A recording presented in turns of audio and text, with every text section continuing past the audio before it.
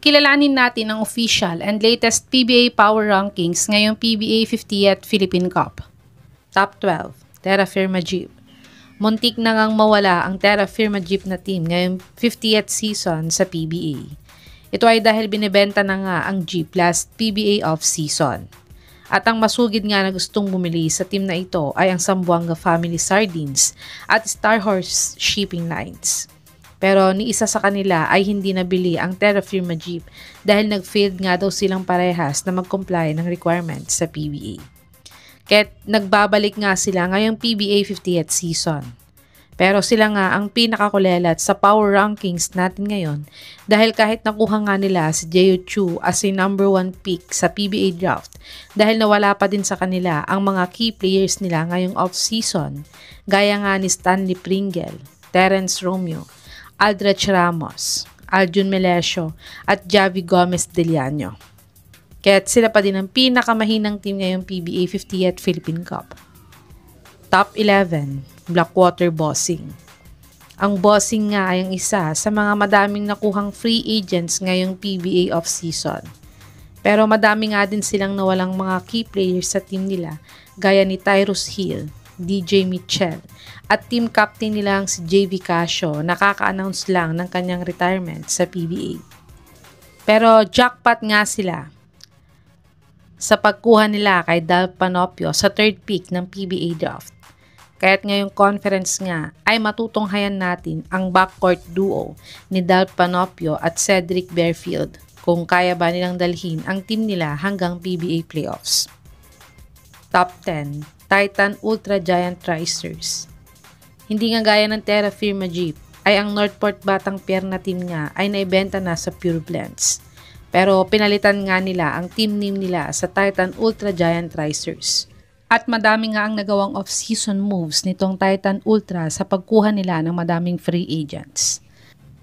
Pero ang aabangan pa din natin sa Titan Ultra kung masasign nga ba nila si Greg Zila ngayong conference at mapapasign din ba nila si Dave Ildefonso para sa PBA 50th season o iti-trade na lang siya para mapakinabangan ang PBA rights niya. Top 9, NLEX Road Warriors. Ang NLEX Road Warriors nga ay walang free agent na kinuha ngayong PBA off-season. At ang hindi din sila gumawa ng trade moves ngayong PBA season. Pero ang team captain nilang si Sean Anthony ay hindi na nila binigyan ng extension contract kaya ito ay agad ding nagretiro pagkatapos ma-expired ang kontrata niya sa NLEX. Sayang nga ang galing ni Berto kung wala din siyang makakatulungan sa team nila. At ang latest nga sa team na ito ay si Enoch Valdez nga daw ay nasa may trading block na nila. Pero wala pa din naman nag-i-inquire na team sa NLEX about kay Valdez hanggang ngayon. Top 8, Phoenix Fuel Masters. Sila nga yung pangalawang team na kulelat sa standings last PBA season. At never silang nakapasok sa PBA playoffs last PBA season. Kaya't nakuha nila ang second draft pick pero na-trade din naman sa Converge kalaunan. Ngunit, swerte nga sila at available pa sa 8th draft pick na na-trade sa kanila ang gusto nilang makuha talaga na si Will Gozum. At isa din sila sa mga teams na madaming kinuhang mga free agents ngayong PBA off-season. At ang isa pang inaabangan ngayon ng mga fans nila, ang pabagwalik nga ng former star player nilang si Matthew Wright sa Phoenix. Top 7, Meralco Boats. Ang Meralco Boats nga ay wala din kinuhang free agents o trade ngayong PBA 50th season. Pero binago nga nila ang design ng mga jersey at logo nila ngayong PBA 50th season. At bigatin nga din ang mga imports nila para sa 2025-2026 East Asia Super League Tournament.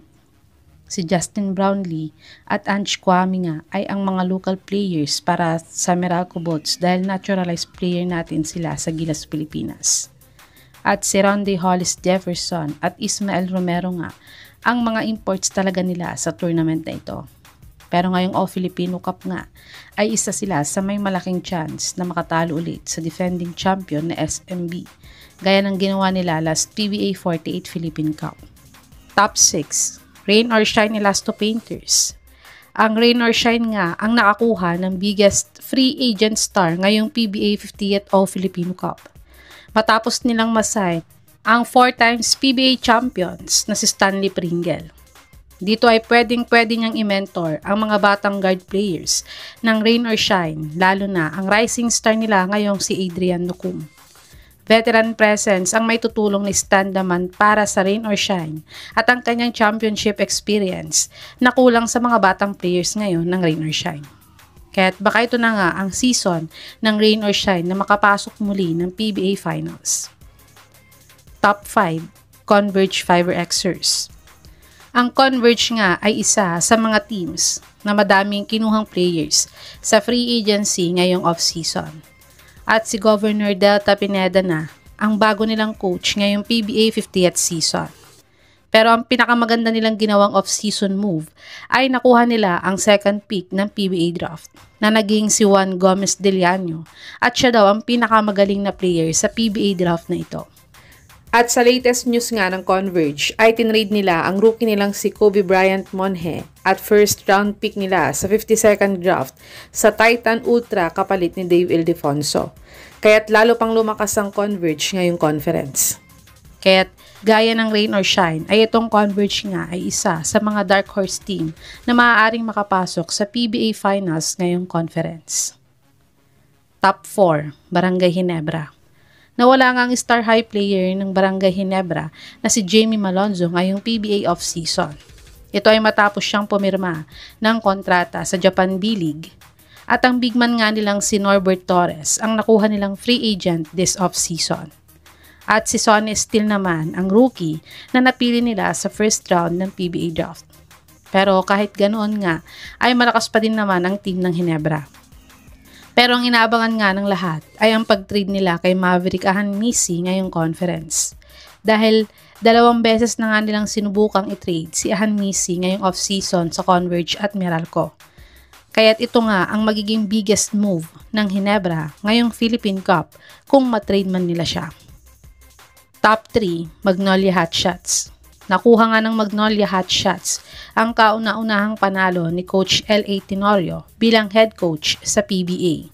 At sila din ang nakagawa ng biggest trade ng off-season ngayon matapos nilang ma-acquire ang Asian import sa KVL na si Javi Gomez Deliano, kapalit ng sharpshooter nilang si Jerick Ahanmisi.